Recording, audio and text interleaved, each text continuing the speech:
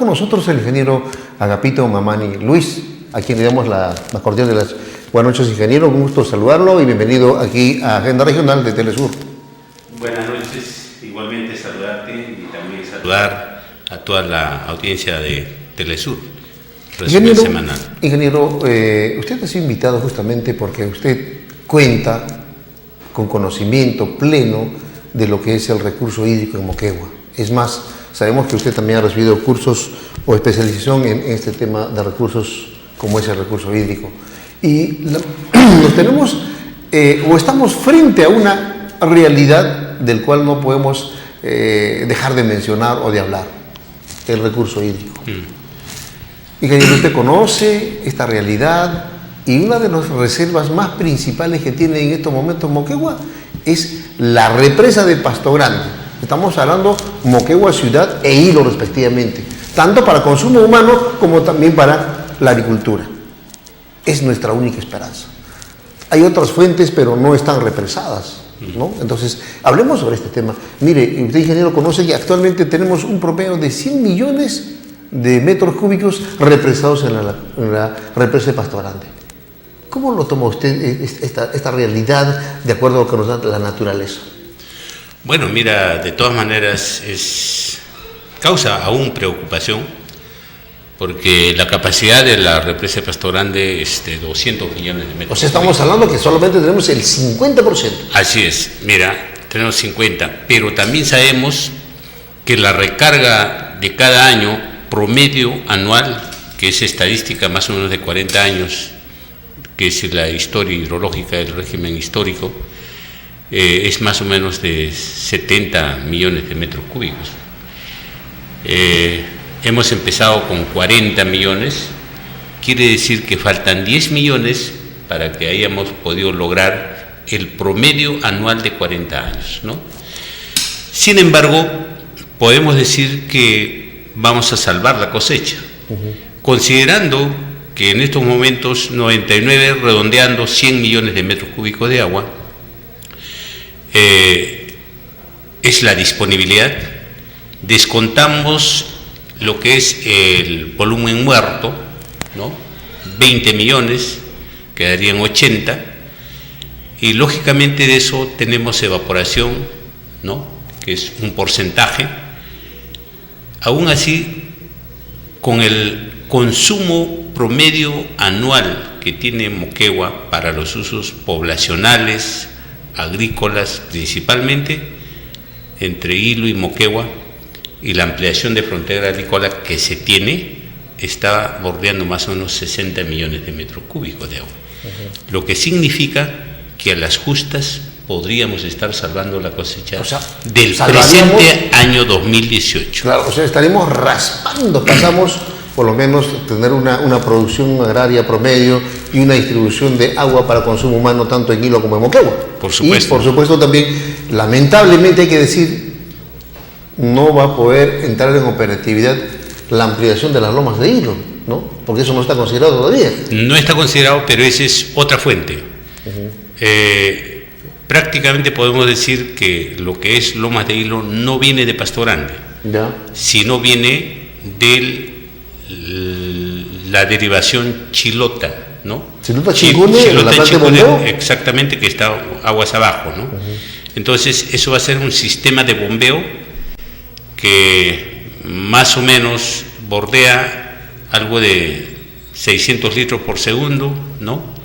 Que eso alcanzaría aproximadamente para 1.800 hectáreas que se han vendido en esta primera etapa. Sin embargo, esa cuenca o esa subcuenca podría producir aproximadamente 1.200 litros por segundo, lo que significa más o menos 30 millones de metros cúbicos. O sea, estaríamos aprovechando el 50% de esa cuenca. ¿Y por qué no aprovechamos el 100%? Porque para eso tendríamos que hacer una represa. Y este tema viene siendo descuidado por el proyecto Pasto Grande y la actual gestión del gobernador regional. Para mí este era un problema o era una situación latente. Yo pensé que era el primer proyecto que se iba a trabajar en esta gestión. porque si ya vas a tener un sistema de bombeo, lo más coherente era reforzar con una represa en esa zona para poder captar el 100% del agua. Entonces, prácticamente no hemos hecho nada, al grado que inclusive este proyecto lo hemos descuidado, ¿no? Debería haber terminado a mediados del año 2016, porque empezó en abril más o menos del año 2015. Entonces, a la fecha, estamos en 2018, va a cumplir casi 3 años y aún ese proyecto no termina. Y por otro lado, no se tiene energía para poder bombear. Esa es la parte que también está totalmente vacía, bien crítica, ¿no? Veo ahí dos cosas. Uno, no hubo parte de gestión del mismo proyecto, de las autoridades competentes, pero también hubo un exceso de confianza de parte de los compradores de los terrenos de la Loma de Hilo, que ellos debieron estar desde un principio en este tema, haciendo el seguimiento, viendo las demoras, quizás insistiendo de que esas demoras no se produzcan y de repente mejorando el proyecto con la finalidad de reforzar. Claro, ingeniero, yo tengo entendido que los compradores ahora se denominan el grupo impulsor. El grupo impulsor prácticamente se olvidaron de impulsarse ellos mismos porque se están jugando sus intereses. Así es. ¿No? Es un capital fuerte invertido y suponemos que muchos de ellos deben tener créditos con entidades financieras. Seguramente que están endeudados con el banco, muchos de ellos, usted lo ha dicho. Y no están produciendo absolutamente nada. Y aún no están produciendo, y seguro, ¿no?, que le van a hacer algunas acciones al Estado, ¿no?, al proyecto pastoral. Porque están siendo perjudicados. Eso ya está visto. Y ¿por qué? Porque cualquiera, si a mí me venden un producto y me dicen, oiga, te vendo esto y te doy garantía 1 año, ¿no es cierto?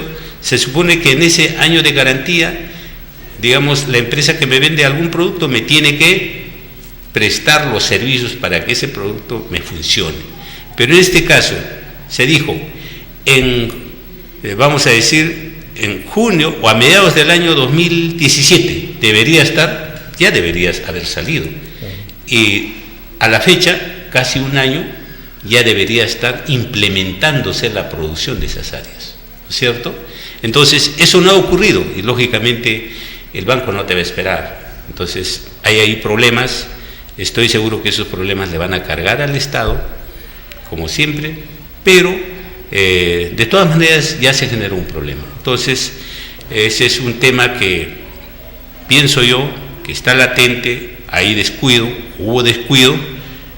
Bueno, lamentablemente ya no se puede hacer nada, lo único que hay que esperar que concluyan y que estos, digamos, dueños, personas que han comprado terrenos en Lomas de Hilo puedan inmediatamente ponerse a trabajar, ¿no? Eso es lo que queda.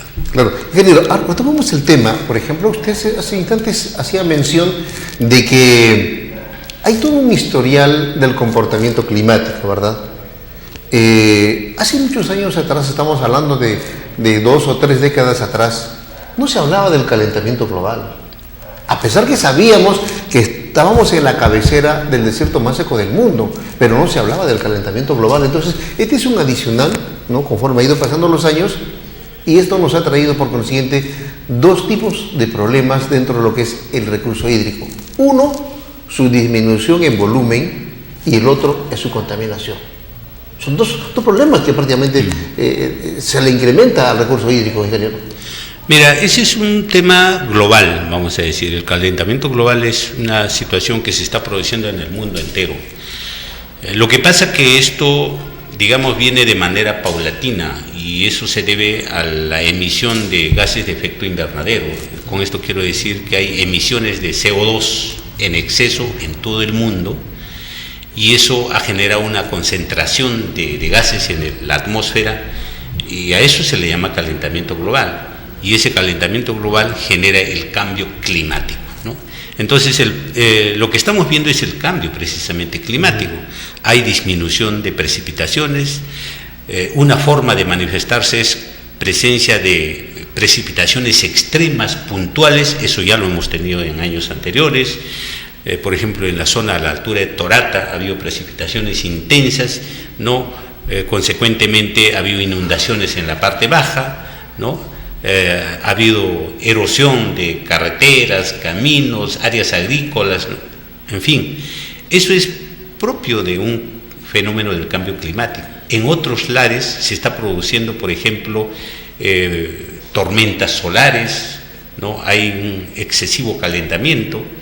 Después también se está produciendo precipitaciones muy intensas, nieves en exceso, por ejemplo, en la zona de Europa últimamente, en Estados Unidos este año, que han llegado a alturas de 1 kilómetro, consecuentemente con varios decenas de muertos. O sea, este es un fenómeno global, y ese fenómeno global ya lo estamos notando. Lo que pasa es que esto ha venido muy lentamente y progresivamente. No se notaban las manifestaciones, hoy en día ya se notan las manifestaciones.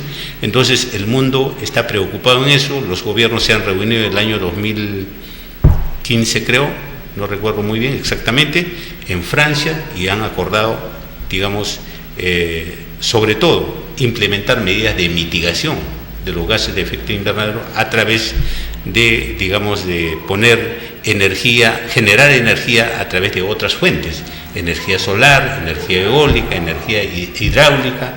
También puede ser el gas, pero menos combustibles fósiles, como es el petróleo, ¿no? La gasolina, el mismo carbón de piedra. El mismo carbón de piedra. Entonces, todo eso, lamentablemente, digamos, en el mundo hay ya conciencia, pero hay algunos países que son reacios a este cambio. Es precisamente Estados Unidos, el presidente anterior firmó este acuerdo, pero el actual, digamos, está saliéndose, digamos, de estos el hombre acuerdos. Es muy empresarial, ¿no? Así es, ¿no? Entonces, ese es un tema que va a continuar, pero, digamos, por lo que veo, la mayoría de los países están, digamos, convencidos de que esto tiene que seguir avanzando. Entonces nosotros también tenemos que incluir en nuestras estrategias de desarrollo local, regional, estrategias de cambio climático, estrategias de planeamiento. Hay que incluir de nuestros planes de mitigación. Pues en otras palabras, hay que mirar hacia adelante. Así es, tenemos que ir incluyendo medidas de mitigación y medidas de adaptación. Adaptación, una de las medidas, por ejemplo, educación masiva de cambio climático, ¿no?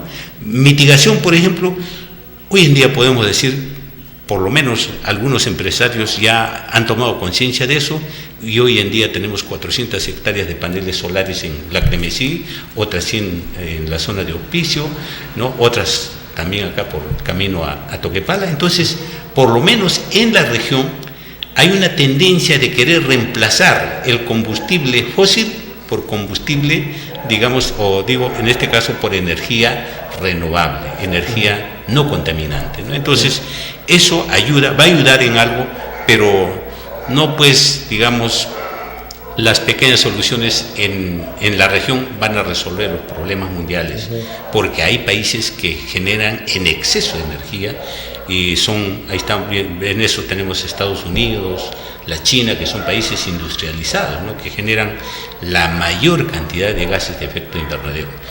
Entonces, eso ya se viene, más bien se está trabajando de que eso no avance de manera precipitada, más bien detenerlo. O sea, los científicos han acordado en esta cumbre de París, acordado a detener a 2 grados centígrados de calentamiento. Nosotros en este momento ya estamos a 1 grado más de la temperatura normal.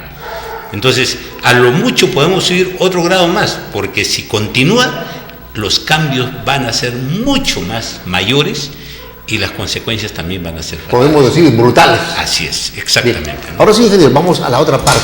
Esto ha sido en referencia a la disminución de la cantidad de líquido elemento.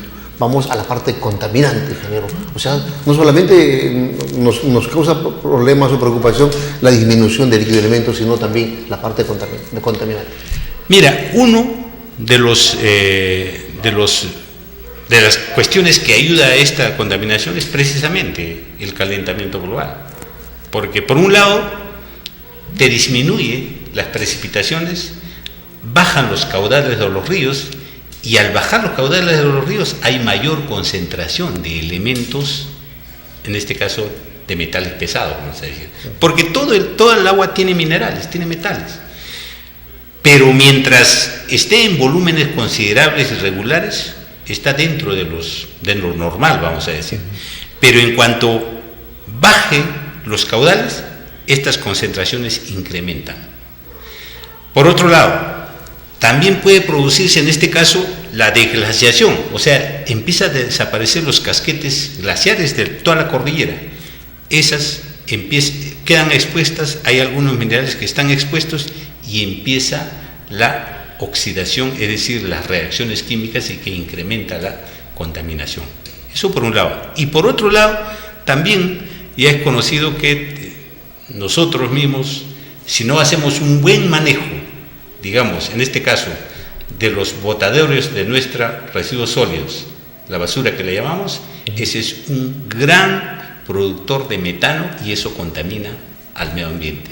Por eso que tenemos que trabajar en rellenos sanitarios y eso es un tema que nuestras autoridades menos se preocupan, ¿no? Muy por el contrario, van por obras, digamos, grandes, que les trae rédito político, pero no ven la parte de las obras que generan bienestar, que generen salud, que contrarresten, digamos, en este caso, la disminución de la calidad de vida. Eso por un lado. Y también, ¿por qué no decir el sector industrial, el sector minero? También son elementos que ayudan a hacer la contaminación. Por eso que a la minería se le pide que sean actividades cada vez mejor manejadas, sosteniblemente y que sean limpias. O sea, en otras palabras, que sean, como se dice, más responsables en su actividad. Exactamente, podríamos decir hasta cero contaminación. ¿Pueden lograr? Sí pueden lograr. O sea, que tienen que invertir algo más, sí. Ingeniero, permítame. Este es un tema muy delicado. Actualmente la ciencia, el avance tecnológico permite prácticamente reducir, digamos, los índices de contaminación por efectos de la extracción minera. Sí, sí es posible, totalmente. Uno de los aspectos que genera, digamos, la contaminación de metales pesados en los ríos es la acidez, el drenaje ácido. El drenaje ácido de mina. O sea, el conocido pH. pH, exactamente, la acidez. Esa acidez disuelve con mayor rapidez a la roca del entorno de los ríos y extrae los metales pesados con mayor rapidez. Entonces, ese es el primer causante y eso es lo que se debe controlar. ¿Y eso dónde está? ¿Eso quién lo genera? Los botaderos, los tajos de mina al descubierto. ¿Quién genera también? Las zonas de las relaveras, ¿no?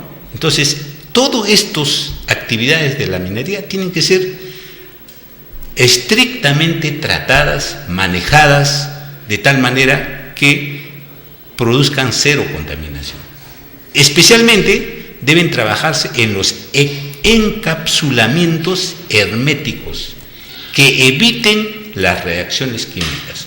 Porque para generar el drenaje ácido reacciona el oxígeno, el agua y el mineral. Pero si uno elimina el aire o eliminas el agua, deja de reaccionar, ¿no? Entonces evitas la contaminación. ¿Pero eso qué significa? Significa un costo mayor. Pero eso lo lleva a la rentabilidad. Seguramente que ganan menos, pero van a seguir ganando las empresas, ¿no?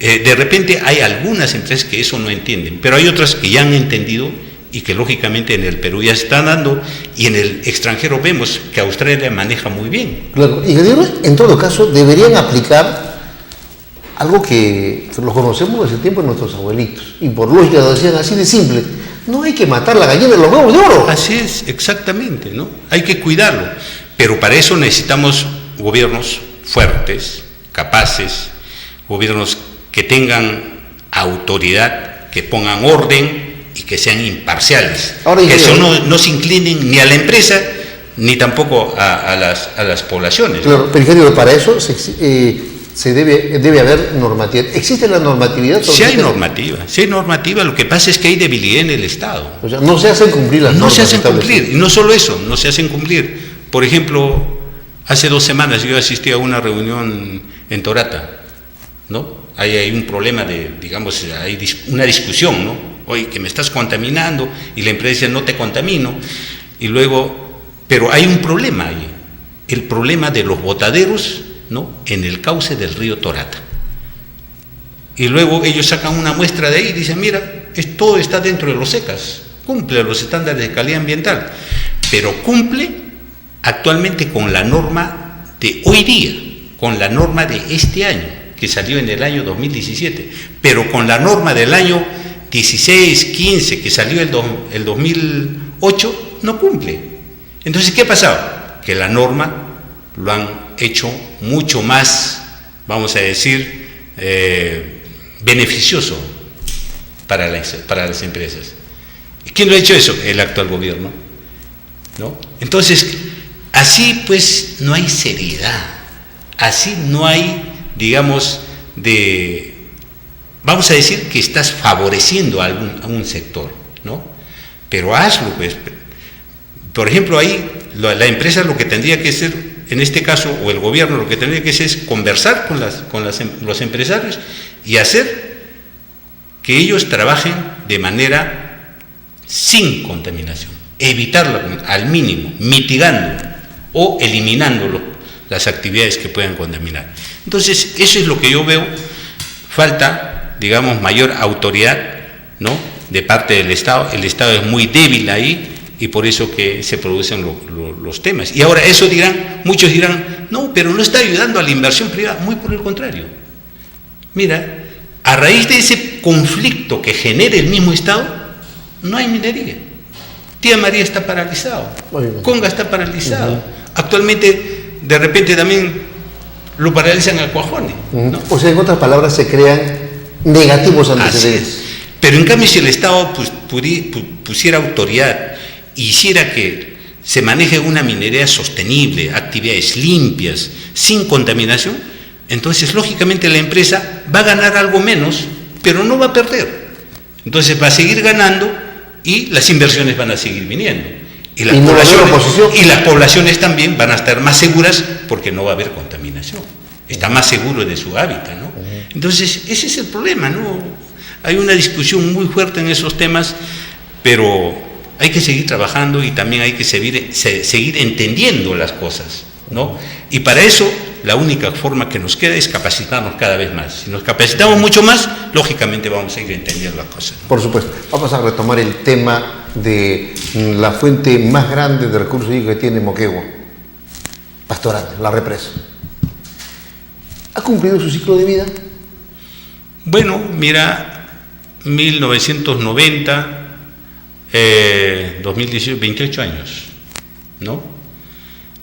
Pienso que está por cumplir su vida útil, está muy cercano, aún no ha cumplido, ¿no? Pero eso no quiere decir que la represa ya está mala, o ya está fallando, digamos, su estructura, ¿no? Todas las bases que han sido construidas, ¿no? No, al contrario, está bien, es como una casa. En términos económicos, los economistas dicen, oye, la vida útil de tu vivienda, de tu casa, 25 o 30 años, pero desde el punto de vista económico, a ver cuál es la depreciación, en 30 años debes recuperar tu plata, pues, ¿no es cierto? Esa es la vida útil de la mina, o de la vida útil de cualquier infraestructura, sea una vivienda, o sea, en este caso, la represa de Pasto Grande. Pero eso no significa que esa estructura esté mala. Puede haber algunas fallas, haces un mantenimiento, haces un reforzamiento. Es el desgaste normal y natural que tiene cualquier maquinaria, infraestructura, ¿no? Hasta la persona. Así es, le haces mantenimiento y continúa, y estoy seguro que va a seguir viviendo otros 30, 40 años y va a llegar fácilmente a 100 años. Pero, ingeniero, eso también debe ser, digamos, motivo de sacar conclusiones y ejemplos.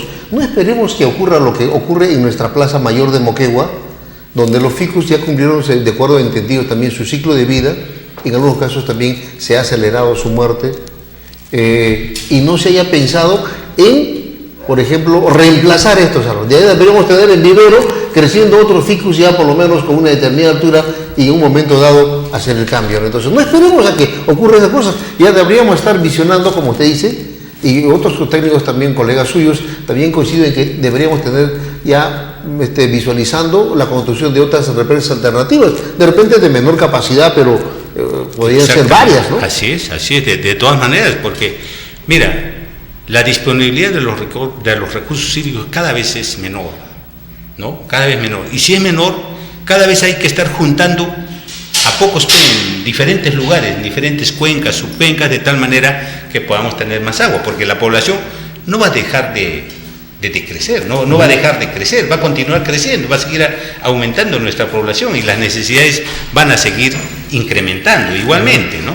Entonces, lo que tenemos que hacer es buscar provisiones de agua, provisiones en diferentes lugares de tal manera que podamos abastecernos convenientemente. Para eso hay que hacer la gestión de las cuencas, la cuenca de Moquegua, la cuenca del Alto Tambo, hay que hacer gestiones, ¿no? Hay que hacer planificación de tal manera que podamos tener más agua y planificar sobre todo en el mediano y largo plazo. Eso es lo que no se está haciendo y deberíamos empezar a hacerlo, ¿no?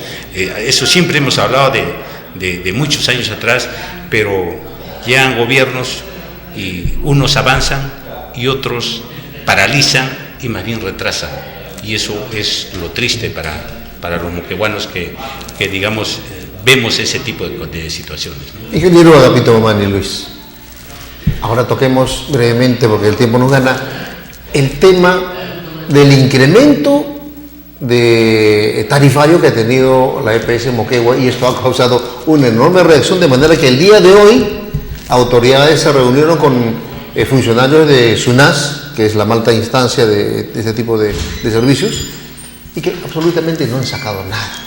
¿Qué opinión tiene sobre este tema tarifario que ha causado una reacción popular? Estas últimas semanas, digamos, este ha sido el tema del día, ¿no? Y particularmente también me he puesto a hacer un análisis del tema, y la verdad que, digamos, el incremento que han planteado ha sido un incremento, digamos, muy brusco, muy violento, muy fuerte, ¿no? Podríamos decir, han querido generar un shock, ¿no? Muy considerable, ¿no? Entonces, eso está mal, porque no es que la población se niegue a que existe un incremento, tiene que haber un incremento, pero para eso tienes que mostrarle también a la población de cómo está mejorando la empresa, cómo es que le estás dando agua mayor tiempo, tiene agua disponibilidad, como dicen, oye, tenemos 22 horas promedio, nos falta 2 horas para que sean las 24 horas, eso se debe a que Los Ángeles se le da muy pocas horas, ¿no? Entonces, eso por un lado, y por otro la calidad del agua. Pues si nos enteramos de repente por ahí, dice, oye, el agua está turbia, tiene un color amarillo, oye, ¿por qué es? Ya, oye, eso no es de calidad, pues esa agua. Y por esa agua vas a hacer un incremento tan fuerte. ¿Es razonable? ¿Es lógico? No es lógico, ¿no? Entonces, ¿qué está pasando? Que las personas encargadas, ¿no? Los gerentes, los encargados de administrar, de planificar, no lo están haciendo bien. Mire, si nosotros, los moqueguanos y nuestras autoridades a las que hemos elegido, han dicho, mira, no puedo con esta empresa, está en crisis, no la puedo levantar, y ha pedido auxilio al Estado, ¿no? a través de la OTAS, entonces, en ese auxilio, ¿qué es lo que han hecho a la fecha? Se supone que hemos pedido un auxilio, y dentro del auxilio, ¿para qué es el auxilio? Para que te inyecte más recursos económicos, te mejore el servicio, pero ¿eso han hecho? No han hecho hasta la fecha. Mira, la deuda que se tiene pendiente es de la época de UTE-FONAVI, y sin embargo, todas esas obras del UTE-FONAVI, con el proyecto de remodelación de estos 2 años anteriores a través de superconcretos, se ha botado todo, ¿no es cierto? Se ha reemplazado nuevo totalmente. Mira, o sea, las obras hechas por FONAVI ya no existen, ya han sido botadas. Pero la deuda queda. Sin embargo, la deuda ahí está. Creciendo. ¿Te das cuenta? ¿Eso tiene lógica? No tiene lógica de ningún punto de vista. O sea, si le pedimos ayuda al Estado es justamente para que ellos paguen eso. ¿Y lo han pagado? ¿Han ayudado a pagar? No. ¿Quién ha pagado? El municipio, a través del canon, haciéndose un endeudamiento, ¿no?, de obras por impuestos, porque eso es un endeudamiento, vas a tener que pagar de tu cara, ¿no? Claro. Entonces, esos tipos de cosas se ven y cómo la gente, pues, lógicamente no va a aceptar. ¿Ya? Y más aún, mira, yo te digo, he tenido la oportunidad de revisar, porque nosotros ya lo hemos invitado al Colegio de Ingenieros, a la SUNAS, y nos han dicho, mira, los costos por metro cúbico de agua son 2.40. Y siguen, ¿no?, y toda la estructura de costos nos han explicado. Pero además nos ha dicho, mira, necesitamos invertir 18 millones de soles para ponerlos en azul. De los 18 millones de soles, la EPS tiene que aportar 12 millones de soles, ¿a través de qué? A través de las tarifas que han hecho. Y 6 millones va a ayudar el Estado. Mira, hoy por 6 millones hemos ido a pedir ayuda al Estado. Hoy, si hubiese sido así tan fácil, mejor que lo hubiésemos hecho nosotros. Este incremento brutal lo hubiésemos hecho sin necesidad del Estado, y listo, y arreglamos nuestra empresa. Entonces, ¿para qué hemos pedido ayuda al Estado? Claro, pero ahora eso tenemos que rebatirlo, tenemos que demostrarlo, pero usted sabe que en esos temas ya entra el argumento técnico, el argumento económico, el social, ¿no? Entonces, y ese tema hoy día hubo una reunión y simplemente las autoridades han ido a saludarse, más no han llevado, digamos, una parte documentaria para demostrarle al señor que la SUNAS o la OTAS están totalmente equivocados. No lo han llevado. La verdad, yo he escuchado parte de las conversaciones que han tenido con la SUNAS. La verdad que da pena. Da pena porque los que han hablado y que son autoridades, y unas que quieren ser autoridades regionales, mira, no tienen argumentos, no tienen sustento, simplemente hablan del procedimiento, y que como que el procedimiento fue malo, ya no hay derecho a suba. Y por eso que el señor ese se ha burlado y se ha retirado. ¿Por qué? Porque no lo ha convencido, ¿no? Cuando en el convencimiento, en el sustento, tienes que llevar sustento técnico, sustento legal, sustento económico, sustento financiero y social, sustento social y hasta ambiental por el tema de la calidad del agua. Cuando lleves ese sustento y a eso le agregues lo malo de los procedimientos, oiga, todos te van a dar la razón. Así es, ¿no? Entonces, yo eso es lo que he visto, entonces digo, pucha, qué mal estamos. Si así estamos representados, ¿cómo continuaremos hacia adelante? Bien, ingeniero, le agradezco por su participación. Ha sido un diálogo muy fructífero, hablar sobre la realidad del recurso hídrico en nuestra región. Ingeniero, le agradezco por su presencia. Muchas gracias. En otra oportunidad seguiremos abondando porque hay muchos temas en torno a los recursos hídricos y también sobre estudios que se han hecho en muchos años sobre el balance hídrico. Ok. Muchas gracias, buenas noches. A sus órdenes siempre. Bien, nosotros nos despedimos porque ya viene CC Deportes con Emilio Salas Villanueva. Buenas noches, permiso.